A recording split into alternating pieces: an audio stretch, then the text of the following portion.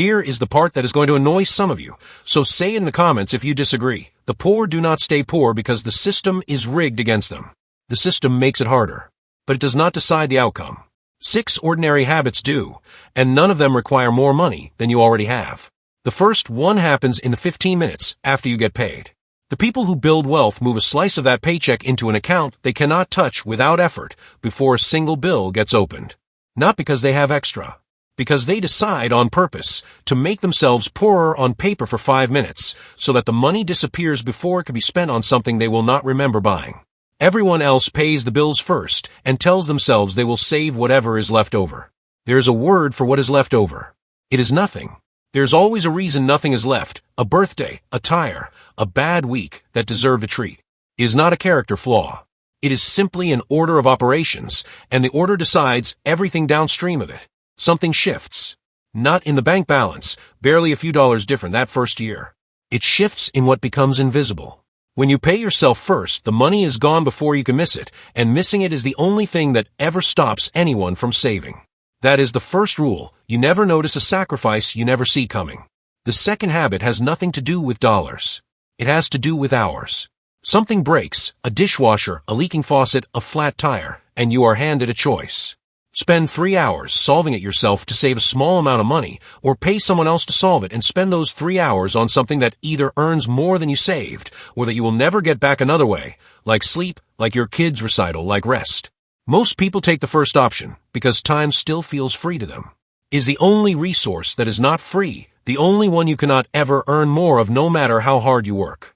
People who build wealth start guarding their hours the way everyone else guards their dollars. Something shifts again, not in what people own, but in what they protect.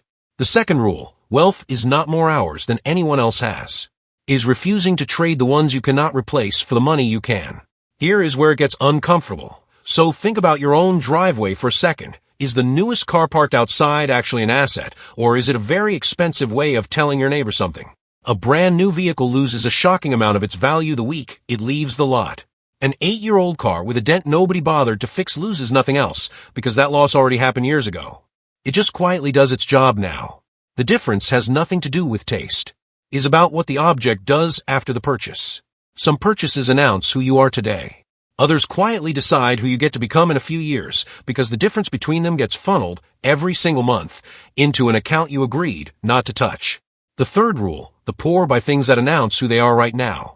The rich buy things that decide who they get to become later.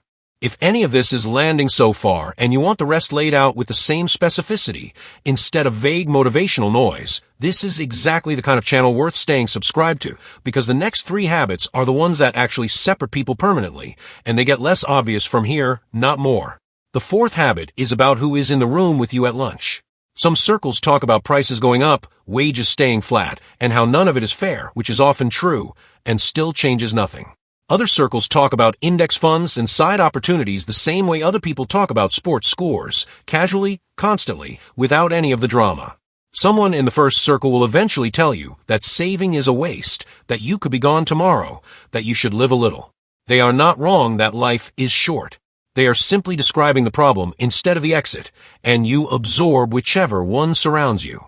The fourth rule, you rise to the average of the 5 people closest to you, or you sink to it, and it happens so slowly you will swear it was never a choice at all. The fifth habit is about debt, and is more nuanced than most people want it to be. Not all debt behaves the same way. A loan on a small rental property with a tenant already lined up will cost money for a year or 2, and then start paying money every month for as long as you own it. A loan for a vacation, financed over 12 easy payments with no interest for the first year, will only ever cost money, and by the time it is paid off, you will barely remember the trip. 2 people can carry almost the same size of debt and end up in completely different places because one debt is a hole and the other is a machine. The fifth rule, debt does not care about the size of the balance.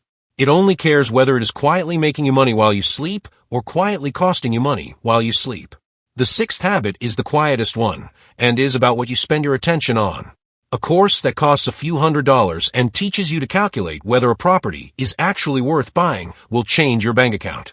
An hour of entertaining videos about people who got rich will not, no matter how many of them you watch, because entertainment about money and education about money look almost identical from the outside. Only one of them produces a number you can act on. The sixth rule: the poor consume information about money. The rich purchase information that produces more of it. This is the habit almost nobody wants to hear because it is the one that costs actual money up front before any of the benefit shows up.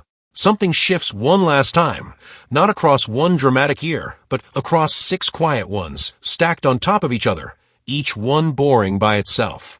Nobody photographs any of this while it happens. The dented car is still the same car. The sandwich is still the same sandwich. But the account nobody could touch without effort has quietly become 2 properties, a retirement number most people would not believe, and a version of a blown tire that is an inconvenience instead of a crisis. Meanwhile, the other path is still waiting for the raise that was supposed to finally make things different without noticing that the raise was never the missing piece. The order was the missing piece. Pay everyone else first, spend hours to save dollars, buy things that announce instead of things that grow, surround yourself with agreement instead of information, treat every loan like a hole and every course like a waste, and wonder quietly some nights why nothing ever seems to add up. 2 paychecks. Same amount. Same day. It was never about the number. It was about what happens in the 15 minutes after.